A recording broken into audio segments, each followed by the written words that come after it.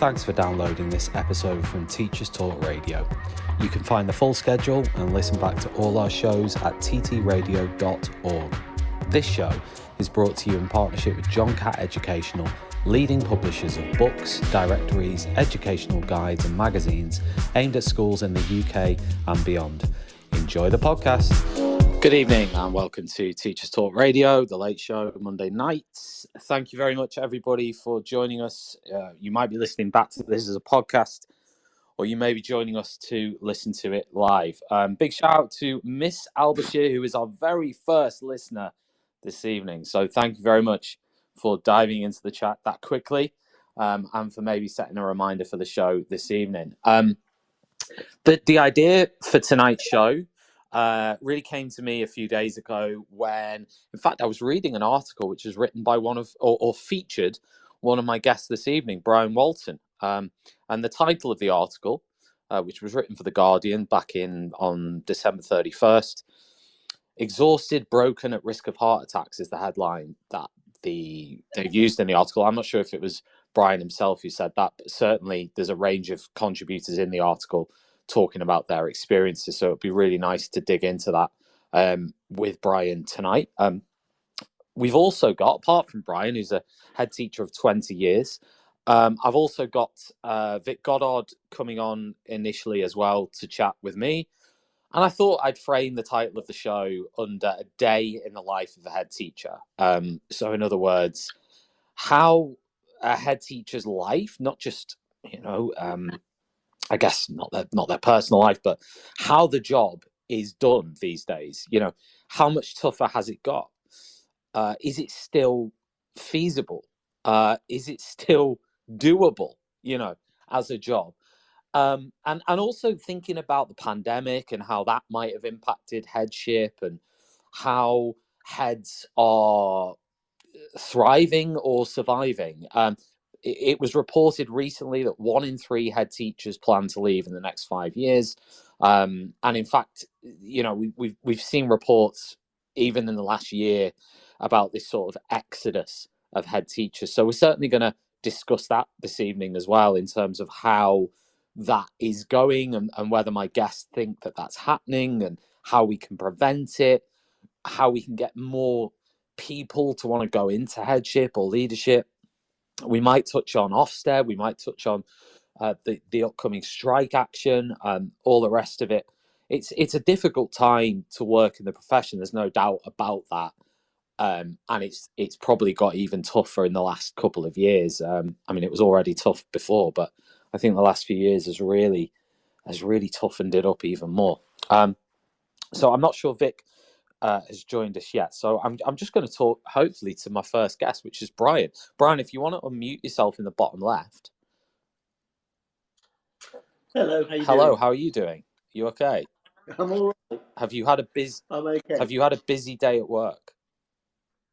Yeah, I have actually. I had a visit from the regional schools director and the CEO of the EFSA, so that was interesting. Wow. That does sound interesting. We may come back to that and explore it. What I'm going to do first, I'm going to talk to Vic first, Brian, because Vic's got to go at about 8 o'clock. So I'm going to sort of chat with him for a bit, maybe bring you in as well on a few points, and then at 8 o'clock, I'm going to sort of talk to you then. Hi, Vic. For the remainder, hopefully, all going to plan. Vic, how are you this evening? Yeah, I'm all right. Yeah, it's not bad actually. It's Monday, bit of a week ahead, but all right. Well, thanks very much for agreeing to do this and for giving up some of your time to do it and to talk about this.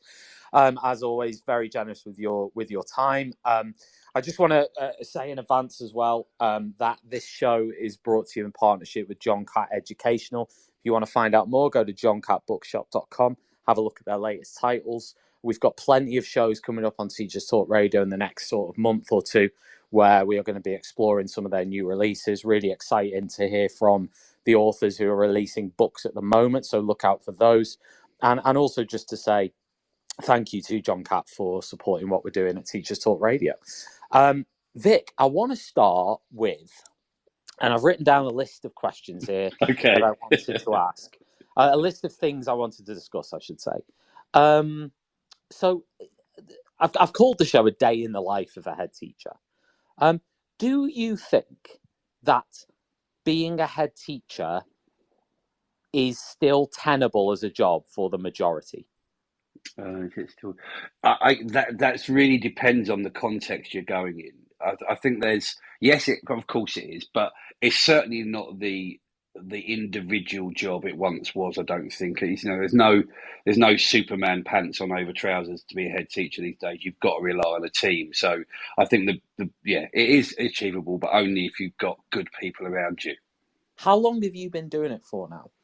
About 12, 13, 12-ish years, I think, something like that. I've been at Passmore's for 22, was assistant head, deputy head, and then head. So, 12 or 13 years. Wow. Now, I mean, the reason I wanted to do this show was just to sort of address, I guess it's been in the press, it's still in the press a lot about this sort of exodus of leaders and the fact that they can't get enough leaders to do the job. And I mentioned the statistic a few minutes ago, just before you joined, that I think it was 1 in 3 heads said they were looking to leave in the next few years. I think 70% of heads during the pandemic said that they were considering leaving. I mean, is that exodus happening? Is it actually happening now? Yeah, I think it's interesting because I look at the last few years, obviously the pandemic being sort of the worst time really.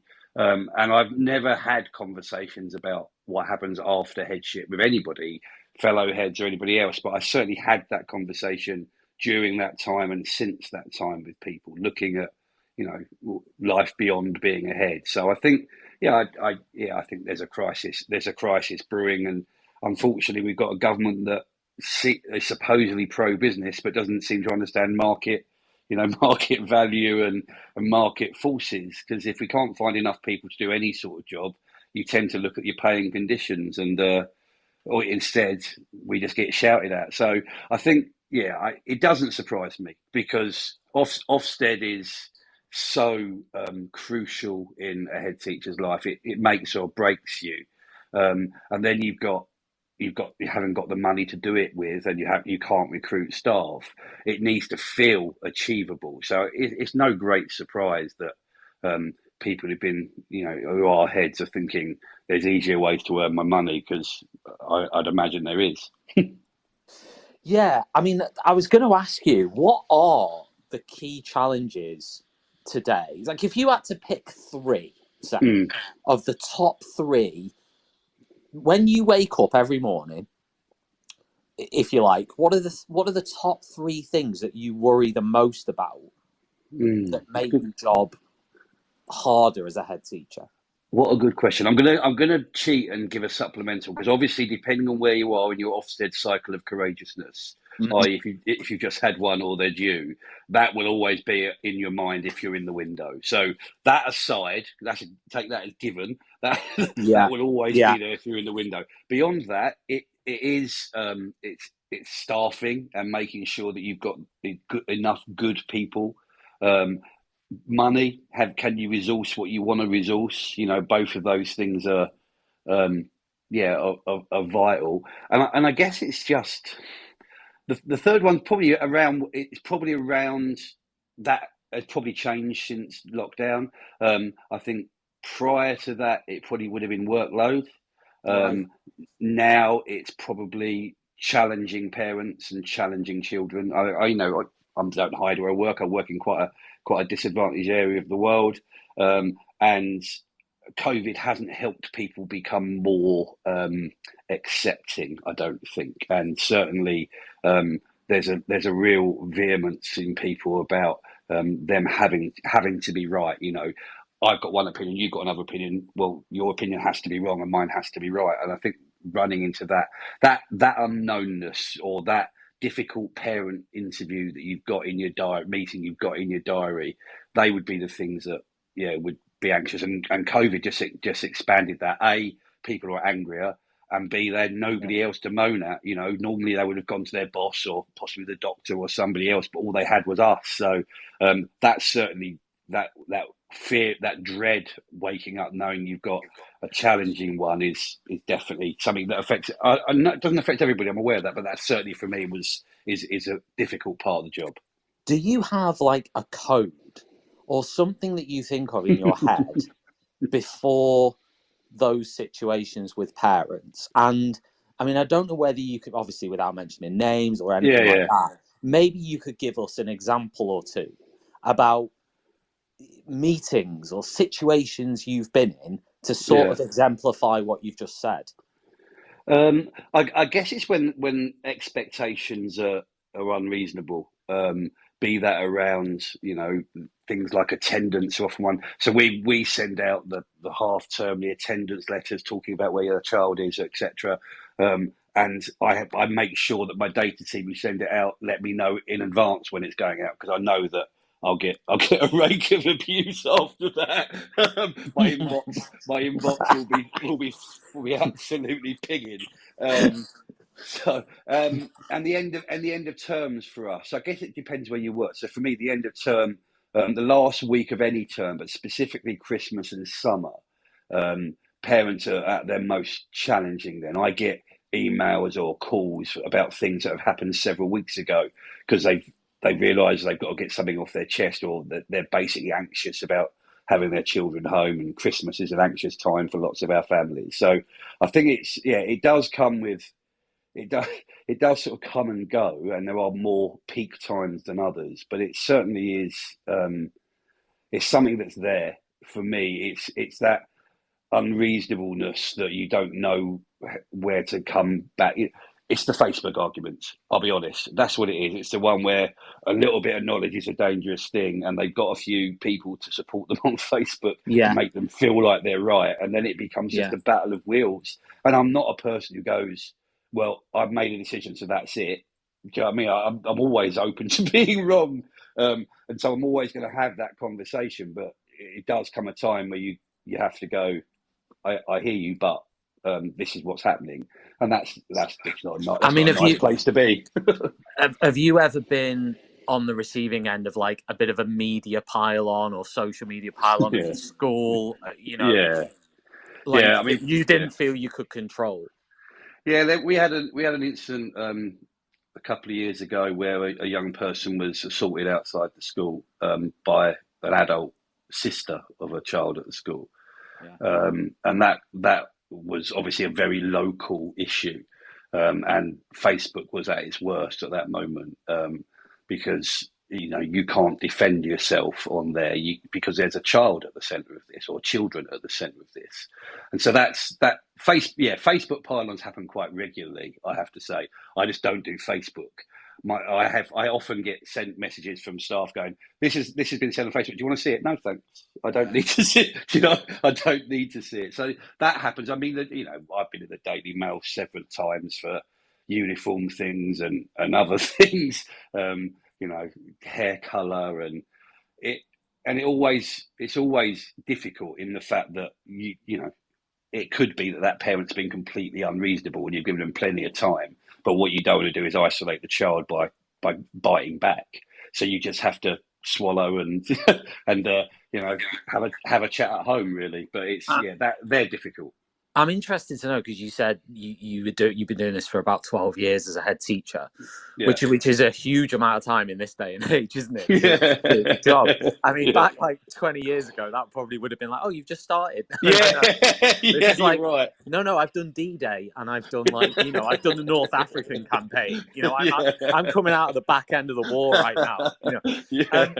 But I think the one thing I was going to ask you is, since starting, and not just starting headship, but starting your teaching career, have you seen societally sort of, one of my personal bugbears, which I'm sure you know this, is about sort of responsibility and accountability, and how that feels like it's shifted significantly onto the schools, the head teachers, the teachers, and away from the students and the parents. I mean, have you seen that shift?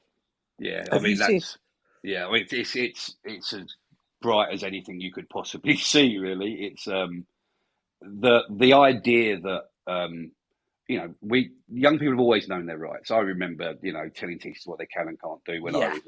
I was at school. Yeah. However, people will push back more readily and more quickly now than ever. I mean, we don't close for snow. I can't tell you the the absolute rake of abuse I got when we didn't close in the last snow lockdown, in the last snow days. When you didn't close, or when we didn't. No, when I didn't. When I didn't close. What? Because I was forcing them to send their children to school when it was unsafe for them to get there. Right.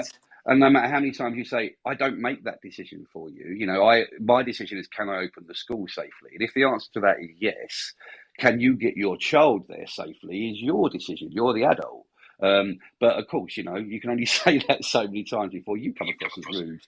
So, but that's the way it is. I don't agree with that. So I'm going to beat the drum and see what I can, get on my side. It's definitely something we have to deal with. And you just have to have your own coping strategies for it, really.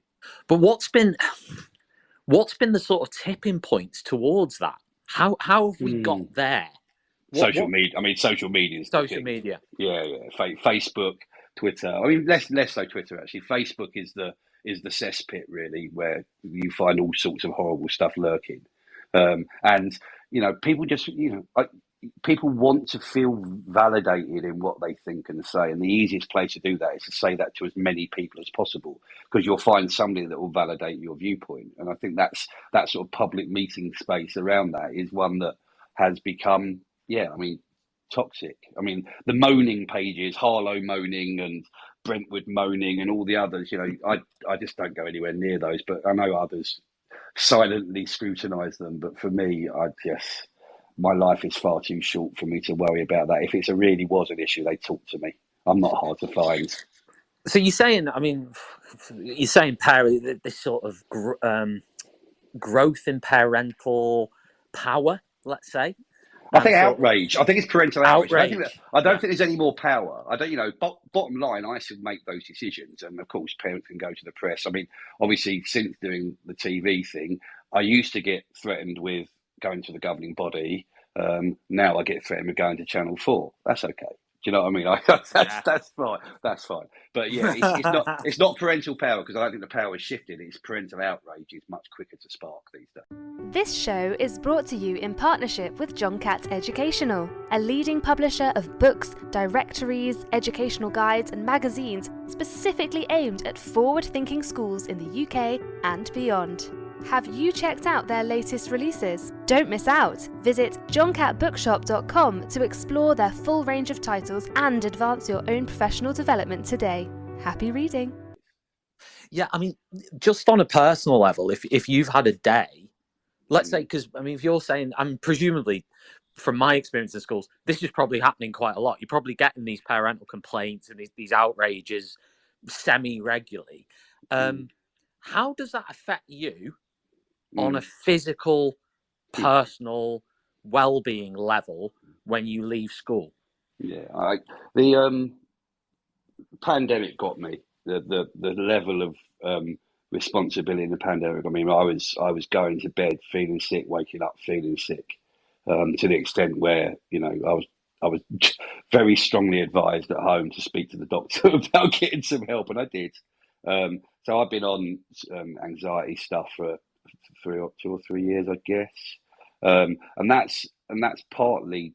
I mean, a lot of that's down to the responsibility of COVID. I lost our site manager. He passed away of COVID.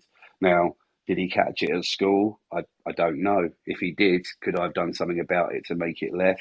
Possibly.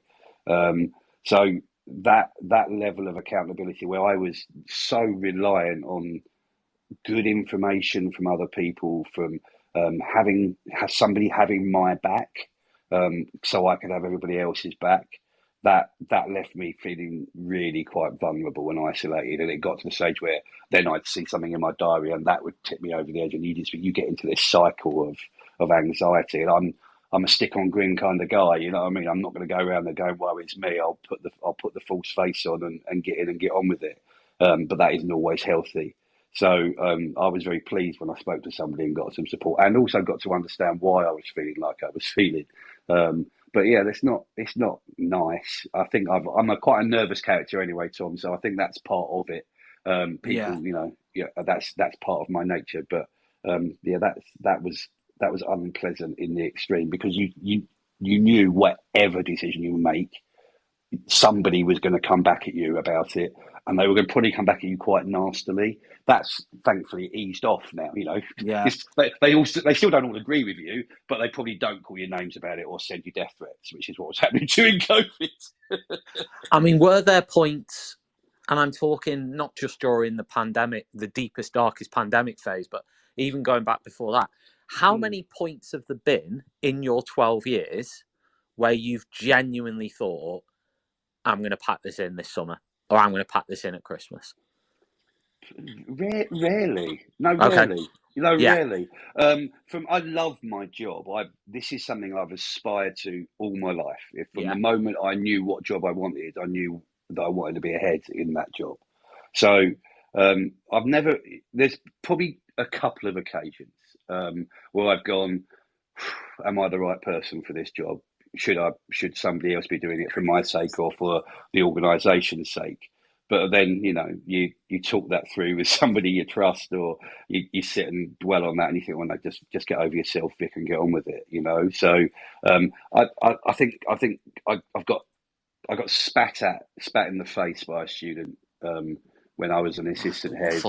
That wasn't very nice, but it was my fault in some ways, in the fact that I was determined to win an argument with a young person who was in a state of upset and distress, and I wouldn't back down. So that was wiping spit off your glasses is an unpleasant thing to do at any point. I think, and then I think lockdown and getting death threats was not pleasant either. I know where you live. I know where your family live. Is not a pleasant way to think when all you're trying to do is serve. Is that by email? I mean, where things come? By email. Yeah, by email. Yeah, and a couple of letters. I've got served with 30 odd notices for prosecution because I was in breach of my duty of care, and I know where you live, I know which school your son goes to, that sort of thing.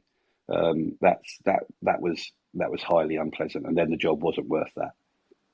Yeah, I mean, I suppose in times like that, you've got to dig in and think about the positives of the job and the good things you get absolutely. out. Absolutely. I mean, that and the job is so positive. You are given so many gifts as a head teacher.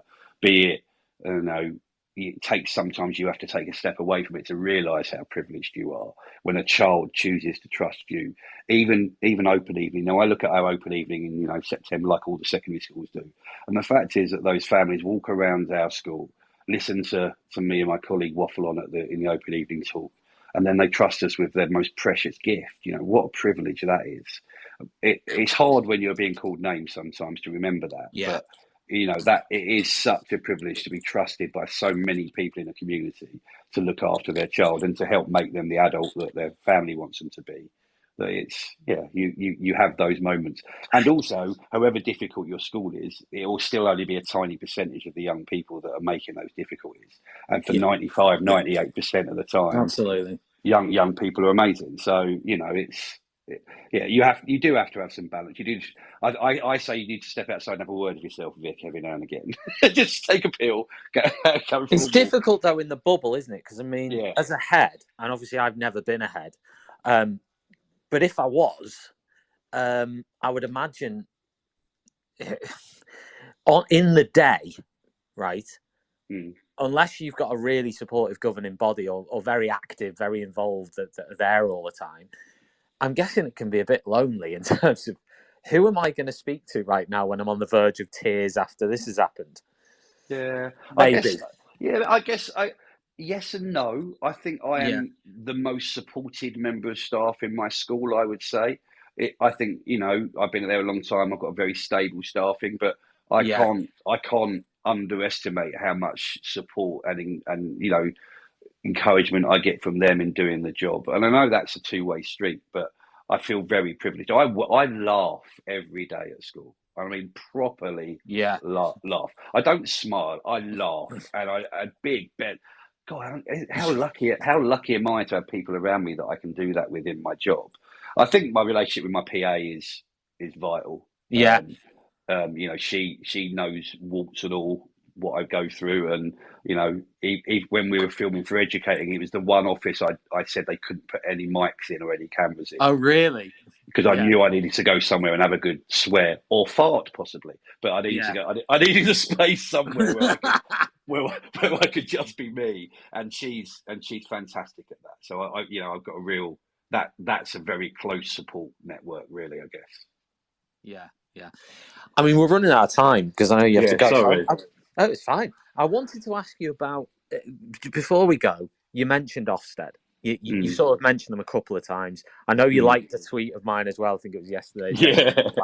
About grades where I got battered again for that. But yeah, you did. I always do, Vic. It's a regular joke. A couple blocked me for that, actually, which was lovely. Really? Wow. Yeah, and this it sort of made me feel the power that the grading system has. Yeah. That whenever comments are made about it, whether it be sort of a celebratory comment about a grade that's been achieved, or whether it be somebody slating the grade, whatever the comment is, you can't doubt the strength of feeling that it generates. It generates real, possibly because of the sense of, I suppose, if you've come out of the wrong side of it, then it is an incredible bitter pill to swallow. If you've come out of it well, and you're continuing to come out of it well, it can become the most important and defining thing, because you constantly, can sort of, I don't know, parade the grade, basically. Yeah. So what is when you mention that sort of pressure of Ofsted, we sort of know, what it is. It's the pressure of trying to get the grade and all the rest of it. Yeah. But can you tell us, just to finish off, on a personal level, what is the experience for you as a head teacher of the Ofsted process? What does it do to you? We've had across my trust, we've had 2 Ofsted inspections since the second to last week of term before Christmas and the first day coming back after Christmas. Again, the problem with this is, and the problem why we have issues with Ofsted is, it depends on which human being walks through your door and says they're your inspector, and that's not how it should be. And that's the problem. You walking through somebody, or you hear the inspector's team names, and you're quickly onto Google to find out what their subjects are, who they've inspected, and things like that. That means we don't trust the process. And that means that you're constantly on guard, and that's not should be. Now, the inspections I've seen led by HMI, they felt supportive. They felt like they get the school and the process it's going through. But the grade removes that as a useful process. It becomes less useful because the grade's there. So I've been for an Ofsted with one of our schools recently. And we knew where it was going to be. It was going to be a mixture of, RI good, it's cuspy, and we knew it was going to be there. But the reality was, it's brand new heading post, making massive differences, doing an amazing job in moving a school community on. And it came a term and a half into him being there, in fact, a term into him being there, term and a day. And it was unfair on him, because what the report reads is, things are in place, things are improving, we can see it's getting better. But how many people will look beyond the grades at the top of the page? And that makes it wholly unfair. Difference between a Section 8 and a Section 5 as well. That makes things wholly unfair. Do you think it would affect?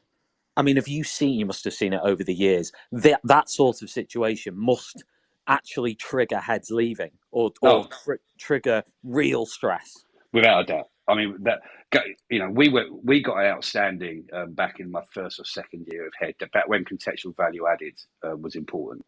And I didn't put the banners up out the front of school. I didn't do any of that because I didn't agree with grading. However, when they came in again 5 years later, and of course it wasn't the same inspection, the goalposts had moved, contextual value added had gone, we went from outstanding to good. Probably the hardest letter I ever had to write as a head. Because, it sounds churlish to say we're actually better than we were when we were inspected and got outstanding, but the goalposts have moved.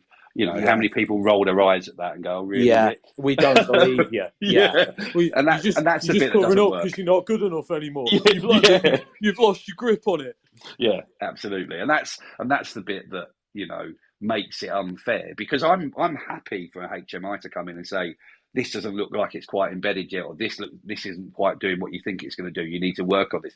I'd be delighted then for thank you very much. Can I see you in a couple of years and see if we've got it better, or can you come back in for a day in 9 months and see how we've got on with that? Because that'll actually improve schools, and that'll make things developmental. But while they remain punitive, while the rewards for getting an outstanding are so high, and the punishments for getting SR requires improvement or whatever are so severe, we're always going to have this anxiety. I mean, there are those, and we have to say this clearly. There are those who are supportive of Ofsted in their current form, generally supportive of grading in its current form. I mean, you mentioned, you've sort of touched there, but my final thing for you would be, what would you, if you could wake up tomorrow and the inspection process had changed to make it better for you, and there was one change they could make, what would that one change be? Yeah, it's get rid of the grades. I mean, that will fundamentally change everybody's view of that. If you stop grading them and say, these are the things you do well, these are the things you should work on, there's an even playing field. You talk about some people like grading, etc. I wonder if there was a correlation graph drawn of that, about how many of them work in areas of disadvantage. Right. But also because what the grades were that they got.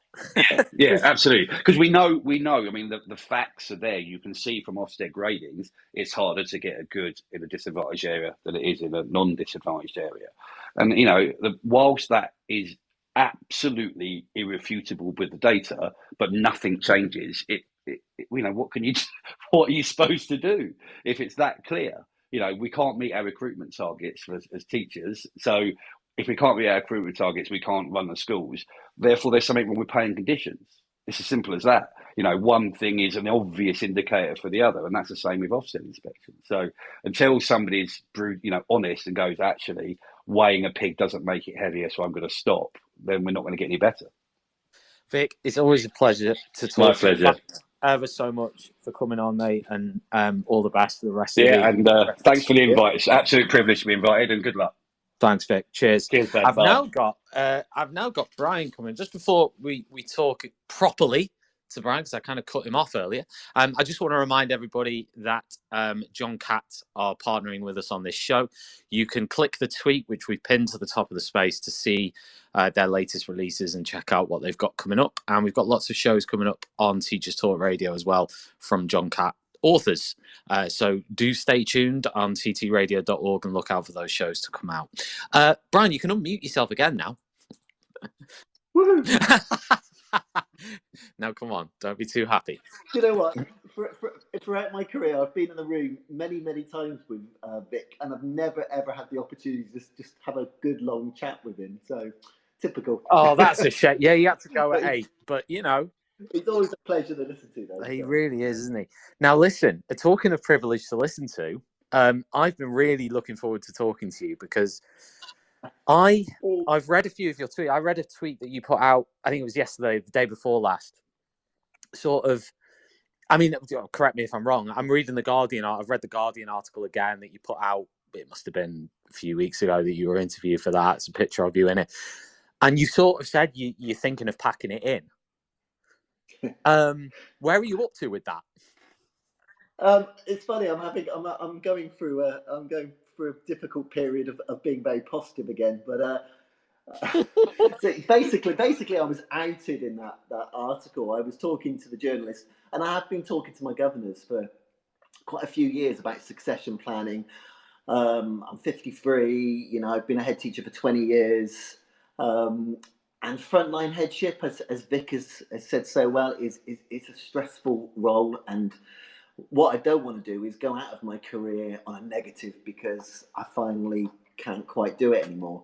So I've been talking to my governors about that. I was talking about the article. I was a bit angry about a few things recently, and then the article just came out with, he's quitting. Like, my parents went, what? My wife went, what? My chair of governors was like, I know we were talking about this, but when, so I was kind of, I'm kind of I'm in a lovely, my community has been amazing, like really, really positive. So suddenly my survey is just full of don't go, which is just lovely, which would have probably made me go quicker if it wasn't like that. I had a conversation with a parent this morning about that, so they're being really positive. But deep down, I haven't really changed my mind. I still want to be in education. Yeah. I was saying to the Regional Schools Commission today, she was saying, what do you think the issue, what is the problem? And I think we're losing a whole, I think when you get to 50, you shouldn't be thinking of retiring, and Vic was talking about it. I should be thinking I want to be a head teacher to 60 plus, that was the idea. You would use those skills. I became a head really quite young, and I should be using that experience I've gained, to be positive. I just feel that I have the energy. Vic, opened up about, the stresses that he had. I've had days in my career. I've worked in schools in special measures, and I've worked in schools that have been outstanding. And working in a school in special measures, it impacted upon my mental health massively. Physically, I felt it, and I felt very unwell. And he talked about the anxiety of it. Can you go into a bit more detail on that and sort of tell us? If you want, please. I want to know what happened. I want to know what the strain. Well, okay, all right. I'll plug my book now. My book comes out in June. I went impotent. I was, very unwell for a period of time. I never missed a day off work, interestingly, but anxiety hit me. I started to have panic attacks, which I hadn't had since my 20s.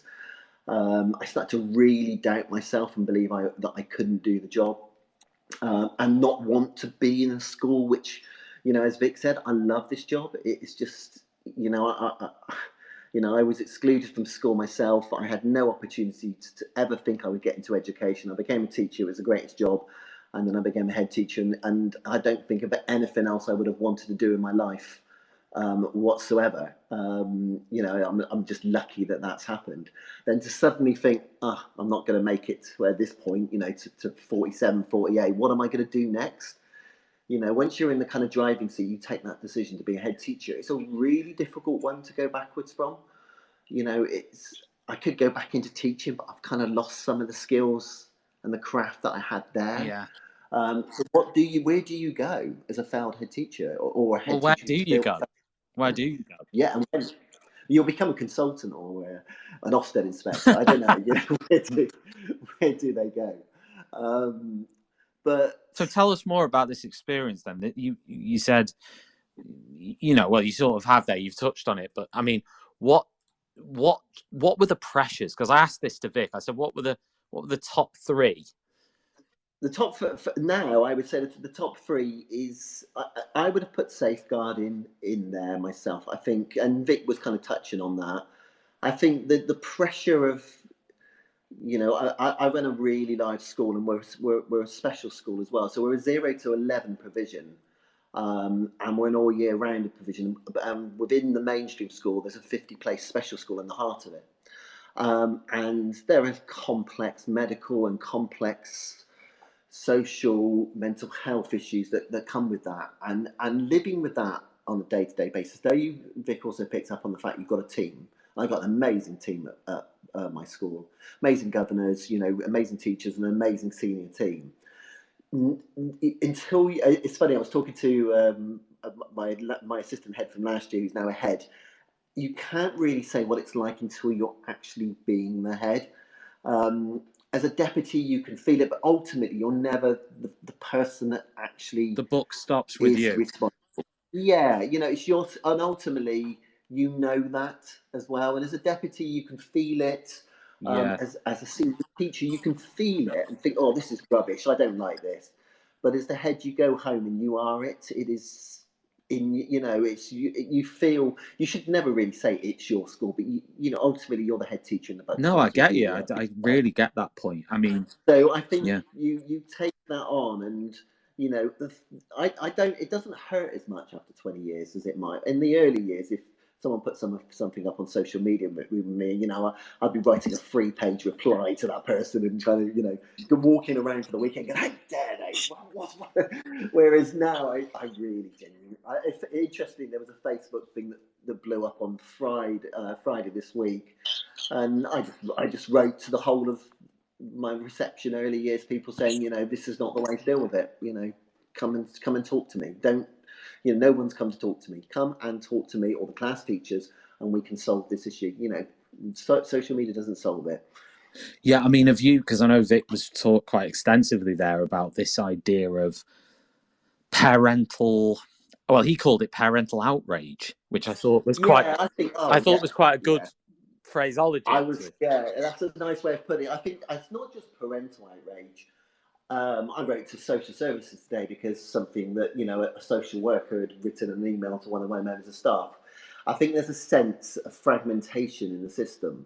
And I think that's true of schools. When I started as a head teacher, I was a head teacher in Tower Hamlets, and we still had a point where the local authority would meet termly, in fact, probably 3 times a term. All the head teachers were in the room. You would have kind of ever service. Everybody was together in those services. And then we've had this kind of academization where we have fragmented as a system. And I'm a SAT, so nobody loves me. The local authority have nothing to do with me, and the MATs have nothing to do with me at the moment. We love you. So there's a sense of isolation and fragmentation in the system. And I think you really feel that, so I don't think it's just parental outrage, though there is quick outrages, but it's more than outrage.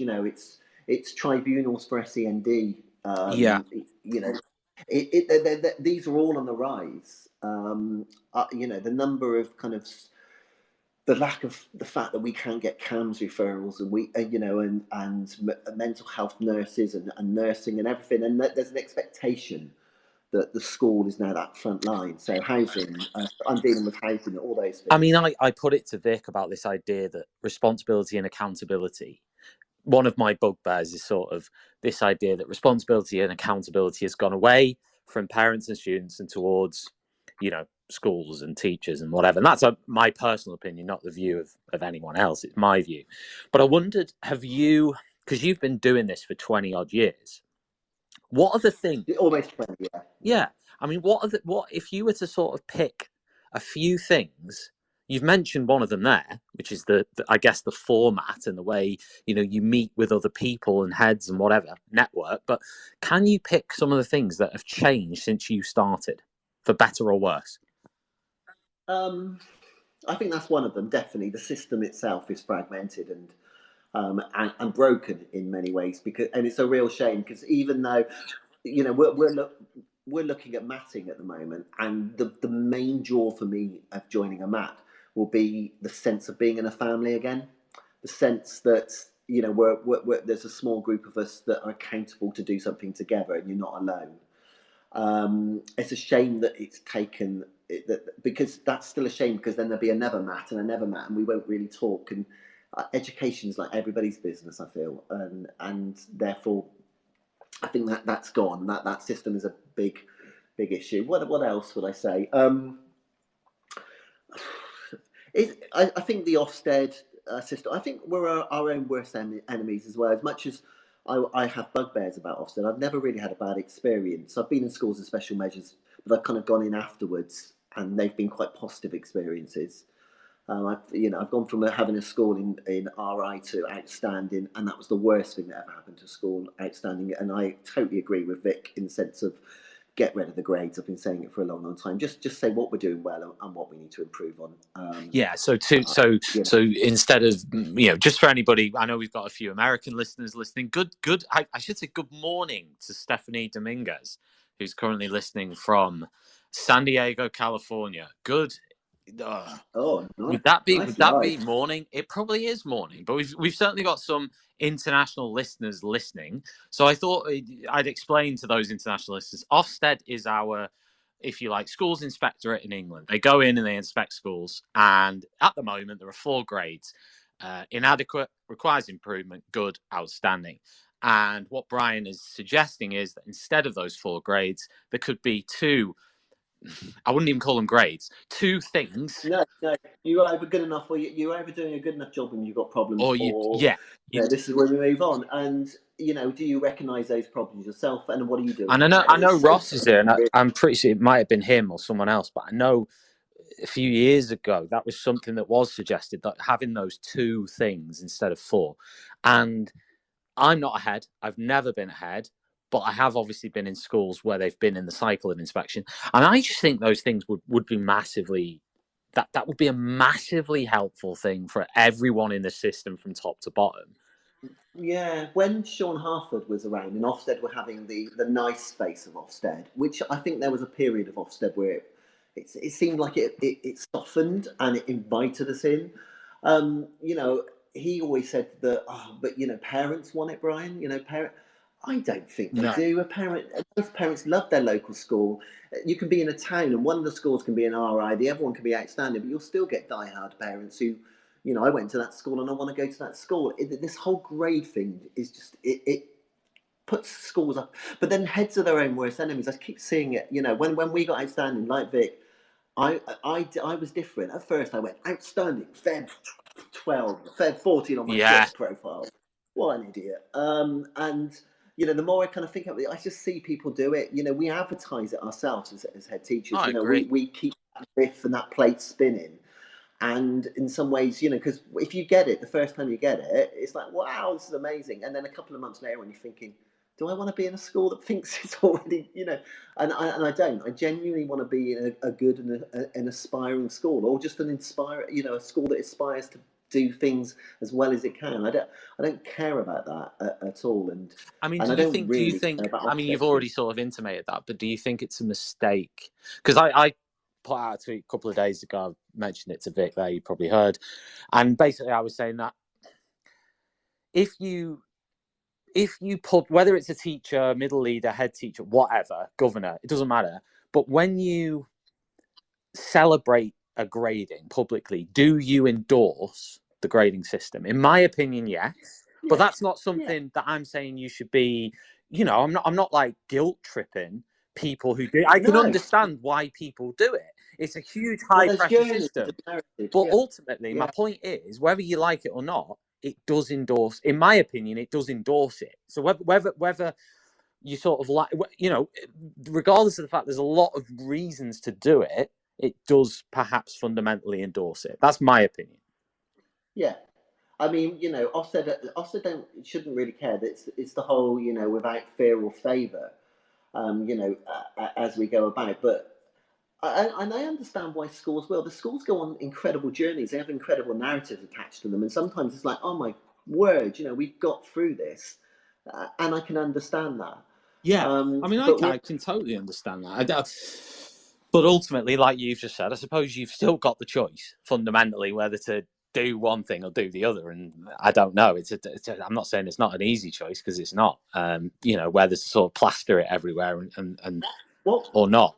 What gets me with Ofsted though is the very concept that some people who are not head teachers, do not run schools, can go into a place, even myself who's been doing this for 20 years, go into a place and within 2 days make incredibly overarching, you know, important decisions about a school based on certain. It's really easy to find fault in any school. I can find fault in my own school tomorrow if I wanted to. Yeah. I can follow that line and I can put myself into special measures, which is one of my reasons for saying that, you know, I wanted to get out of the job a little bit, because I don't feel we're doing as good a job as we might have been 5, 10, 15 years ago because of the resources that we have.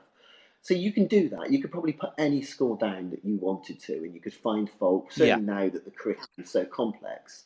And therefore, you know, the idea, like Vic was saying, you know, you're basically waiting for the call, and then what kind of personality is going to walk through my door. I have a colleague who many years ago, and he did a really good job fighting Ofsted. The Ofsted inspector walked into the school, and as they came through the door, rather than good morning or hello, they just pointed at them and said, "I'm going to show you why this is not a good school," because they had said that they were a good school. You know, that kind, and I've got stories after stories of head teachers I've met with where, you know, people. It's incredible that these people are allowed to do that job, and they keep doing it. Yeah, and that's unbelievable, isn't it? It doesn't surprise me in some ways, but it's still unbelievable when you think of that situation and that can happen. We'll move on from Ofsted. We may come back to other stuff like that later, but I want to ask, is one of the things you've talked about a lot is this resourcing issue. I'm really interested in recruitment. I'm really tell me about it. Yeah, no, I'm really interested in like what it's like out there at the moment in terms of recruitment? It's the worst it's ever been. I think that's number one issue for me. And we were having this conversation today. It's not for us. It's not so much in mainstream primary teaching. Nursery as teaching assistant. This is why I have real issues with the whole strike action at the moment. Certainly as a head teacher, because the whole narrative is really around pay. If you watch anything, it's always around pay. And for a head teacher, head teachers are paid well as far as so for me on a personal level, but support staff are not. Nursery nurses are not. Running a special school of 50 children, we need really specialised teaching assistants. They can get better pay, more flexible working hours in Costa and Tesco's. Yeah. So we've just done a 17% pay rise for our special staff, but they can still get better money elsewhere, and they still have to work with some of the most complex SMEH children and difficult days. So for me, that's the real issue. I mean, we're really struggling. There is just not the people. I work in a rural setting just outside of Glastonbury, and it's a beautiful place to live and work. But beforehand, I was a head teacher in Bristol. People could commute, get buses, so you had a wider net of staffing resources. When I was in London, again, it was even larger. In those rural communities, small towns, it's just really challenging at the moment, and it's depressing because, that's the hardest thing I think for us at the moment. Is I've got 110 staff, and I think I've lost about 7 in the last 2 weeks for different reasons, personal reasons. I mean, in terms of, presumably, like a lot of schools, when you can't recruit or when people quit and you can't replace them, do you have to use agency staff? You can't even get the agency staff. That's the point. We can get agency staff at the moment as well. So we're getting creative. I was going to ask you, what do you do then? The poor secondary school, when their year 11s have their week at our school, it's like literally we recruit them as soon as they walk through the door. We work with Strode College, which is just up the road from us, on apprenticeship schemes. So we've got quite a lot of ex-students. So you're using 16 to 18s to fill gaps? Yeah. 18's probably. Absolutely. Wow. We're starting to think that some of our roles are very much care roles, and they're not so much the teaching assistant role. So with specialist provision, we've got children with all sorts of complex medical needs. Therefore, it's more of a caring role than a direct mathematics grade teaching. So we're going to start even looking at the GCSE grades in terms of what we're doing in the future, and have to recruit to roles specifically because it just isn't out there. We do okay for teachers. I've got 23, 24 teachers, but I've got 6 ECTs at the moment. Is that a lot? Yeah, that is a lot. That is a lot of ECTs, and there's a 2-year kind of to go through. That's a lot. That's the most we've had. To have 6 NQTs in a year would have been a lot as well. And I just think what's happened is I think we've lost a whole band of people in about the 50 to 60 teachers who are just thinking, I can't be bothered with this anymore, and they've just they're just not there, and therefore we don't have, everybody's taken up. People offer jobs as soon as you get a good supply in. It's like, do you want to stay? Do you want a contract? So I feel that for us in a rural community is possibly becoming number one. I used to say it was social services and kind of the care system and all of that. I'm actually thinking recruitment is taking that over at the moment. Yeah. People don't want to be in teaching, and it's such a shame because it's such a rewarding. So with that in mind, then why do you think you just said you're doing okay for teachers? I mean, is that just fluke, or is that? I think no. I'm not sure it is. We work a lot on. I'm not a big one for lots of well-being programs and things like that, but I'm a really big one. The ethos in my school is that my senior leader's job, our job, is to allow teachers to teach. That's the only thing we need to do. So everything else, planning and marking and all of those things that stop teachers doing their job really well. Well, sometimes they help teachers do their job really well as well, of course. But stupid staff meetings on data and that kind of stuff. I'd much rather have a staff meeting where people can mark or plan or work together and do what they need to do. Well, I was going to ask you actually, Brian. I was going to say, if you were talking to a new head teacher now, what would you tell them not to do? It's funny, really, because what would I tell them not to do? It's so hard, though, because you are the book that I'm writing, which I'm plugging again. Sorry, well, I've written it and it's out in June. The opening chapter just starts talking about this chant that every head teacher has which is the "you don't know what you're doing" football chant. And as you know, and I've had that, and I still have it 20 years on. And I think that's the first thing I would say to new head teachers. You're going to have so many times where you are so out of your depth, you so don't know what you're doing. But others do, and you've got to really trust and rely on other people. If it wasn't for my business manager, I think my life would be 10 times more stressful. If it wasn't for my deputy, who's just that calm in the storm. I've got a fantastic assistant head whose knowledge of SEND is just, second to none. It's the first thing is not thinking you have to be the be all or end all and answer every argument and stand up for every problem that's in the school. You might take it on, you might support people through it, but you've really got to learn to step back. And there's an in-joke in my school, and there's little Oscar, which is when I first started, it's all about me, and it's absolutely the opposite of that. It's not about you, or it's about your school and how you become comfortable with that feeling that you're doing a good job because the school is thriving rather than you yourself. And it's hard. It's not easy for a lot of heads have big egos. Yeah. So I think that it's a lot of ties in, because I've often thought in the past, there's been certain situations where I felt like I wanted a leader to do nothing. No, I'm serious. There's been certain points where I've been like, please just do nothing for a whole term. Like, just sit in your office and smoke cigars. Like, that's all I want you to do. Leave me alone. Don't introduce any new policies. Don't introduce any new. And by the way, Teachers Talk Radio does not endorse cigar smoking. That was not me endorsing that. But that's the sort of thing I've been keen on, is like that idea of like less is more. Like this whole idea of like, I've got to introduce new things, new policies, new directives to look like I'm active and to look like I'm worth my wage or whatever. And I do think like there's an element. Prove it. Yeah, prove that you're worth your wage. And I think, what I've done as I've got older into this job, or I've been in this job longer, is the greatest thing that parents want to see. The greatest is that you like their kids, no matter how tough their day is, or how that you care and you know their names. It's that community head, and I think that's one of the reasons that I feel after 20 years I might just not have that energy left anymore to be that person out there in the community. But that's what they want. Teachers don't want you walking around saying, look, I found this fantastic scheme and we're going to do it now and let's change it. They want continuity and security and the ability to walk into their classroom and think, I know what I'm doing today, I know what's happening today, and I know if there's an issue where the systems are. It's that kind of that stability that you need in schools, and schools don't feel like that quite often at the moment. Do you think there is a best leadership style for a head teacher to have, or do you not think that exists?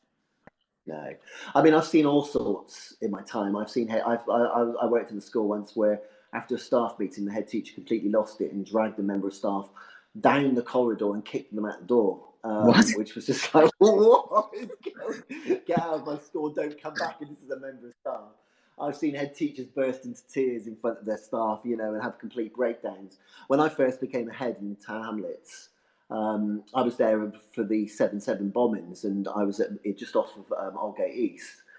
And I remember the anxieties and the incredible pressures that were on. And I remember that I would kind of, when I first started, I would be quite. I'd gone from a deputy head and a member of staff going drinking with my staff to the head teacher. And that role reversal, I didn't quite understand. And I would share too much with staff and walk around and go, oh, what a day I've had. You wouldn't believe it. It's like, no, teachers don't want to know that. Shut up. Leave me alone. Let me get on with my job and you do your job. But yeah.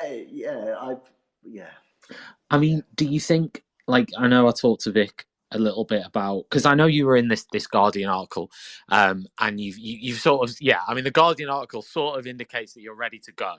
You know, like you're in your last push to the end.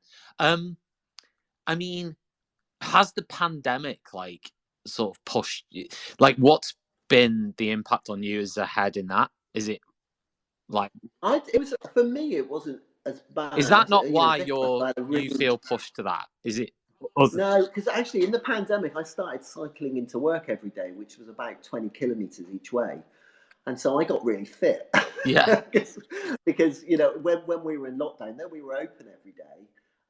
You know, it was a kind of, you know, we just had key workers, which was what we had about 100 children a day. Yeah. So it was, but actually we worked rotas and stuff. So I would cycle into work every day, and it was just for me, it was just a golden period of getting fit, really, which was quite good because, you know, I at that point I'd just before the pandemic started, I was diagnosed as having diabetes. Oh, right. And it was like, oh God, what's going on with my life? And then, you know, just recently, I've come out. I'm totally in, you know, and that was basically I started cycling, and then I took that on and got healthy. It's really important that I think you have, you know, a healthy lifestyle as a head teacher. Is that hard though to do that? Because surely you're getting up earlier, you're getting home late, whatever. I mean, how'd you do that? Cycle in the winter. I don't cycle in the winter. I've got a bike in my room, and I cycle at the weekends, and then I'll go out in the spring and the summer. I mean, you just have to make time for it. You really, really do. You know, and the other thing's great is my wife doesn't really care at all about my job, and that's just the best thing in the world. Because the idea that to be married to a teacher or something, I go home and talk about it. It's bad enough, you know, in the day. So let's just, you know, have that detachment at home of you know, I'm just sat in my kitchen at the moment with a nice kind of you know, log fire on. You know, just have that home life that's yeah. Talking to me on Teachers Talk Radio. Wow, what a relaxing, lovely scene that is. Yeah, no, like it totally makes sense. And I mean, how can we? Because they've talked about this exodus of head teachers, like, and Vic sort of indicated, yeah, this is happening. I mean, do you think it's happening? Oh yeah, massively. You know, I'm chair of governance for a pupil referral unit, and we had the most amazing head teacher who had many years ahead of him, and he's just gone off to be a trauma-informed schools practitioner. You know, lost a huge voice and skill in the system. Luckily, his deputy is a fantastic head teacher as well, and I'm still the chair of governance at the school. But you know, this head teacher exodus, I think, between about, like I said earlier on, you know, you want to keep your head teachers through the 50s so that they don't leave until, you know, that you know, that retirement is something that you do. But I think so many, you know, a very good colleague, well, my first head teacher, who was just the most amazing head teacher, I started in Withywood in South Bristol, which is a really kind of, you know, Hartcliffe, anybody knows South Bristol is a challenging area to say the least. And Neil was just the best head teacher, and, you know, really scored me very early on in my career into leadership. You know, he died before he retired. You know, so many head teachers I know have had heart attacks or died or are not healthy. You know, and when I talk about me having diabetes and things like that, you know, having to keep your health, because when you get stressed, you know, that's not a good thing. It's not a good sign for the body. And I think, yeah, I'm seeing it left, right, and centre. Every head teacher I speak to now at kind of head teachers meetings is either talking about the retirement plan or upset about the fact they can't retire. You know, I've got colleagues who are in their 40s, and they're talking about when do they get out. We shouldn't have a system where head teachers in their 40s, that used to be the starting age of a head teacher at least, you know, are talking about getting out. That's just, what kind of system is that?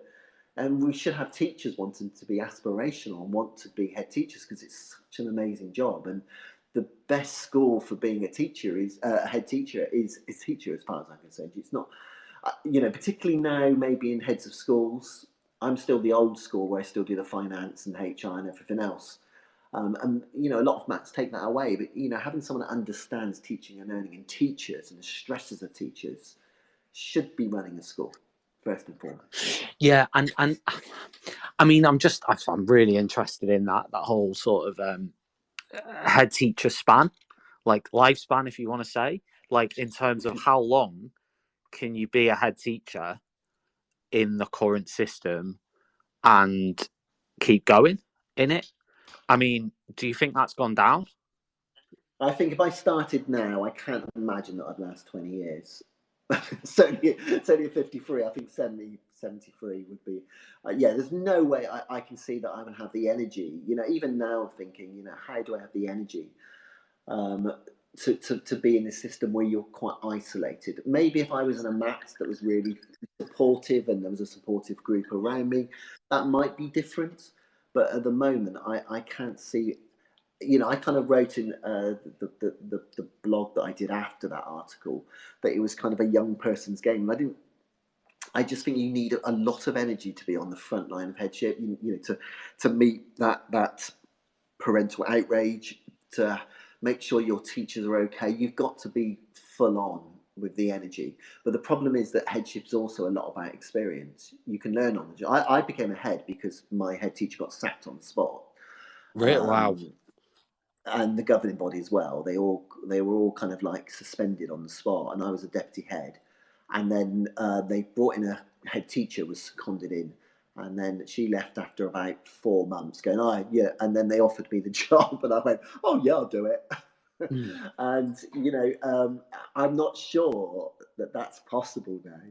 I don't know. You could just suddenly, I've been a deputy head for a couple of months. Oh yeah, I'll have a go at it, and it's a bit of sink or swim. And I think the problem is when you're not successful at headship, there's not really anywhere else for you to go. It's a really destructive process for a lot of people.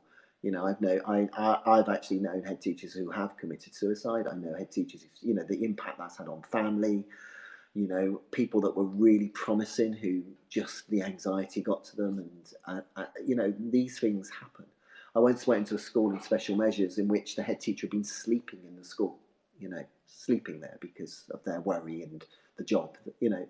It's incredibly stressful, and you have to just maybe understand it fully and be realistic about, what's going to happen when you're finally in that seat. But now I don't know. I want to say yes, still do it, because there should be it, but there's just not maybe the support. I would just be checking the context of the school you're in. Yeah. What kind of support you actually got. Governors are really important. I've got fantastic governors. I've got some really the book I've been writing. I actually ended up giving the book to one of my governors who edited it, and I just thought, God, it's amazing how skilled these people can be. They can also be really, really stressful people to have on your team. But building that team up, and I'm really transparent. So when things are crap, I tell my governors it's rubbish. When things are good, I don't milk it too much because I know there might be crap again soon. So just don't build yourself up too much. Yeah, for sure. I'm going to bring Flora in. Flora, good evening. Good evening. How are you? Not too bad. Now, long time no speak. I know. You've been a busy person. Head teachering. I was going to ask you because you started this. You obviously new. Should we call it jobs? What are we going to call it? I don't know. New job. It's almost like 20 jobs in one. But anyway. I've asked Vic and I've asked Brian so far, what do you think are the top 3 challenges for you as a head? What would you say they are? And have those challenges changed since you started doing it, which was, I think, over 10 years ago now, right? Yeah, it's coming up to 10 years, just over 10 years. And I think what Brian was saying about safeguarding is definitely one of the biggest challenges at the moment. I think behavior is quite a challenge at the moment. We haven't mentioned that actually. So yeah, I think it's the anxieties and new new underlying behaviors we're seeing. And I think the other thing for me is it's kind of what Brian was saying about this energy you keep bringing to the job. And it's more about the energy that you have to bring to keep everyone else going and to keep the team alive and to keep pushing them. We talk about we're back to normal, and everyone says we're back to normal, which is absolutely not true, because we'll never go back to what normal was. And I think everyone is just feeling exhausted and overwhelmed. And it's that's exhausting for me as a head teacher, is trying to keep the team going, because you just see everyone so tired and working so hard, and you just want to do everything you can to support them. And that can be difficult. Do you think, like, for you, do you think the sort of pandemic years have made it, do you think some heads will just like suffer burnout and stuff like that from? Oh, absolutely. Yeah, absolutely. And I think, as Vic and Brian have been saying, I think you're seeing a lot more early retirement of head teachers. And, we see teachers burning out all the time. So head teachers, absolutely, definitely, there's burnout. Yeah. I mean, I'm just wondering, what would you see as like things that could change now for you as a head that would make your job easier tomorrow? That would make my job easier tomorrow.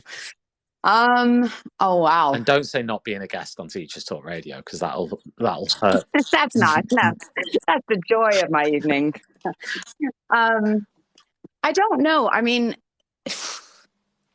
I think it's difficult. I mean, I know we talk a lot about Ofsted, but for me, I don't worry about Ofsted. I think ultimately when Ofsted come in, I don't know if I'll be worried. That's not the right word, but stressed. I don't. Yeah, stressed. I don't really stress either. No, you but don't. Actually, to be fair, you're really annoying that way. Actually, I wish you'd just break down into a ball of stress at times. You're just far too calm and collected and positive. But I think the problem with Ofsted is exactly what I think Vic was talking about this, about how, we put these banners out on our school gates, and it just drives this competition and this wedge between schools. And, I think that's the biggest thing in education, is there's just competition all the time. And there shouldn't be, because we're all educators. We're all in this for the best thing for education for children everywhere. And Ofsted just doesn't help that. It is about, schools, competing with each other and competing to be better, and almost hiding their best practice because they want to be better than the school down the road. And I think that's got to stop. That at the moment is my biggest bugbear. Is what? Like, how would you characterize that? And so, does that mean like one school comparing against another school and getting wrapped up in that process? Yeah, absolutely. Yeah. Absolutely. And then it's with admissions, parents are looking for the school with the greatest Ofsted rating. And, we're all doing the best for our children, and we all need to work together, because at the end of the day, this is about the whole of the education system. Yeah. Yeah, absolutely. I mean, this is it. I mean, Brian, I don't know whether you want to sort of come in there in terms of this idea of, it's not just about Ofsted. I think Ofsted's maybe part of that discussion, but this sort of like competitiveness between schools or communities or whatever. Yeah. Have you come across that? Yeah, there you go. Yeah, absolutely. Oh, you've broken up a little bit. Because I moved. Yeah. Don't have a bath until after the show, Brian. That's my advice. Sorry. I was just having a gin and tonic. No, I wasn't. I have. And it's really hard, because when you're in a town, and really, Flora kind of summed it up really. The education system should not be about hiding my best practice here and not sharing it, because I don't want those people over there to come out better than we would. We're not dealing with customers in the same way. We want every child successful. It's not about those that can be most successful get the best. But then we've got a system that's set up like that. We have private schools. This country's really good at disadvantage in that way.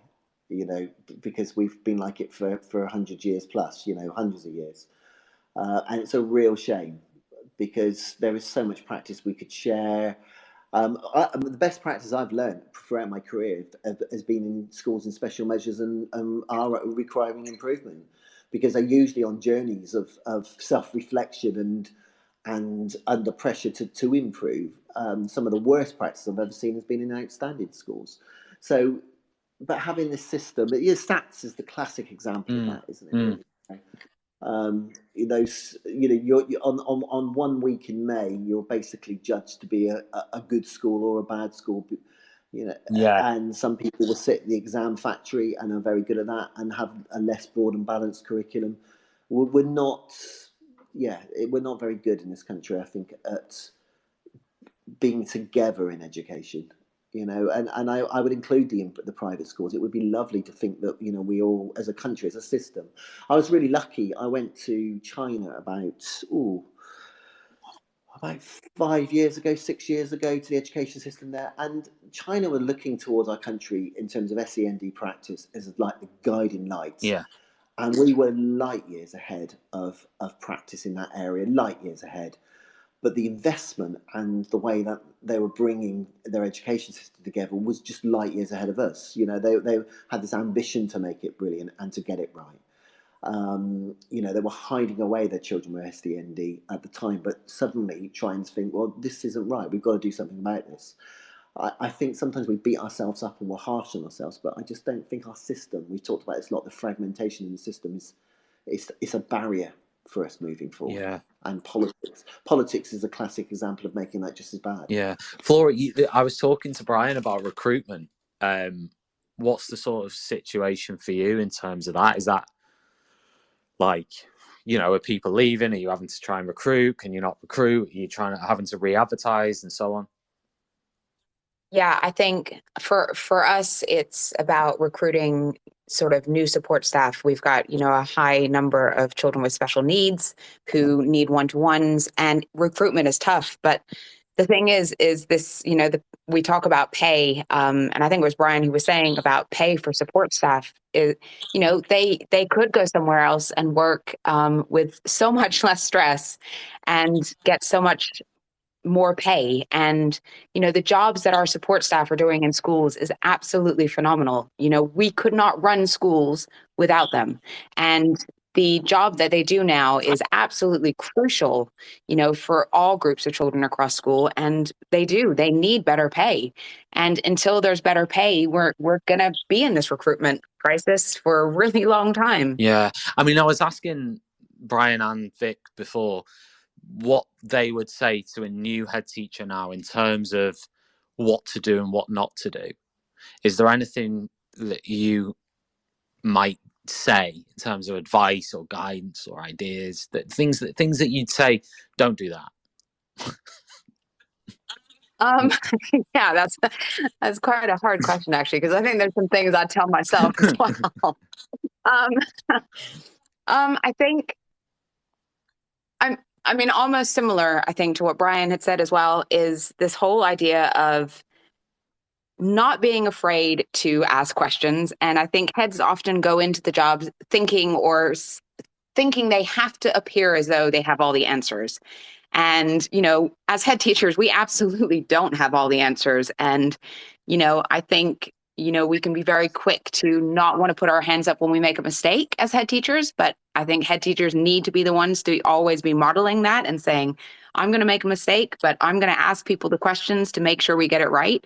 So it's making sure that you have a team around you and people you can reach out to ask those key and crucial questions, because you can't know it all as a head teacher. It's absolutely impossible. Yeah. I mean, I guess that's the same in any role in education. Like wherever you're at in it, it's never a case of, oh yeah, I've got this down. Like I'm doing this now. Like I'm in the groove. Because the next day, like, you're in a mess. Yeah, no, and it's almost like the maybe video. That's just my life. I don't know, but I think I'm still talking about teaching. Well, but no, I think, it's like Michael Jordan says, the minute you think you can't improve, or the minute you think you have it all sorted and sussed, that's time for you to leave. Yeah. Definitely. folks, it's been a fantastic show. A huge thanks to Vic Goddard, who came on at the beginning, to Brian, who has been talking extensively, Brian Walton, who's the head teacher of Brookside Academy in Somerset. Brian, thank you ever so much for coming on. Really, really appreciate you giving up your time tonight to do that, because I know you'll be busy. Great, really enjoyed it. And you've got a wood fire there burning, so you've given up some nice relaxation time in the kitchen there to chat. So thanks very much. This is going to be available as a podcast soon as well. So anybody who's listening now that wants to share it on, we're going to publish it on Spotify, Apple Podcasts, all the rest of those. Flora, thanks ever so much. It's great to chat to you as well. And I really hope things are going well in the new job. And thank you finally to every single person who's been listening. If you want to do what I'm doing now and host at Teachers Talk Radio, DM us. DM us at Teachers Talk Radio. Click the icon and just say, oh, you know what? I quite fancy doing a bit of hosting. We've got some slots available. We can send you a host pack with all the information in it and get involved. You know, we do all our shows live. We're looking for anyone who's got a classroom teacher role, leadership role in schools. Anyone who works in schools and is interested in doing that, then it'd be great to hear from you in particular. And finally, just a final shout out to John Catt, who support and partner with us. You can find more information about them at the top of the space in the pinned tweet there.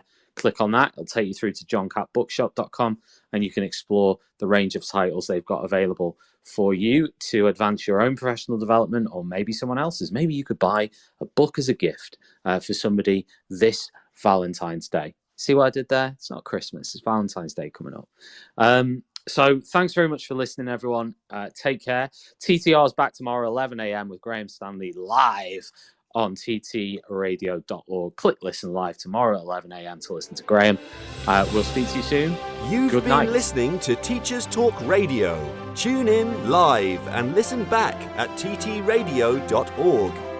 We look forward to hearing from you next time on Teachers Talk Radio.